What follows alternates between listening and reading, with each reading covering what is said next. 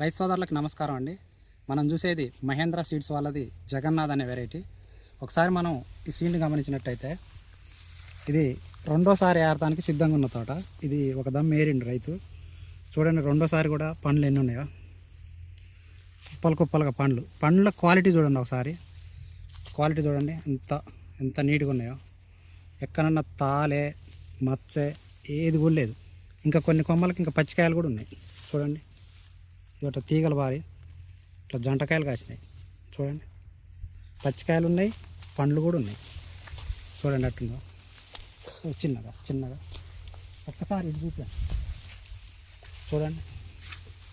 మొత్తం కాయలు గర్భంలో ఉన్నాయి లోపల, తీగలు బారి తోట అల్లుకొని పోయింది కదా చూడండి. ఒకసారి ముందు కాయ క్వాలిటీని మెచ్చుకోవాలి. క్వాలిటీ చూడండి అట్టుందో, పిచ్చి క్వాలిటీ ఉంది. ఏ చెట్టు చూసినా అంతే, ఏ చెట్టు చూసినా చూడండి. పై కొమ్మల చూడు పచ్చికాయలు అట్టున్నాయి చూడండి. ఈ మహేంద్ర సీడ్లో ఈ జగన్నాథ్ జనని ఈ రెండు వెరైటీలలో సేమ్ క్రాప్ చూడండి అన్న. ఏ చెట్టు చూసినా కూడా, ఏ చెట్టు చూసినా చూడండి పండ్లు ఎట్టున్నాయో. ముందు కాయ క్వాలిటీ మాత్రం హైలైట్. ఎట్లుందో చూడండి, రెడ్ కలర్. రైతులు దీన్ని మాత్రం కళ్ళు మూసుకొని సాగు చేయొచ్చు.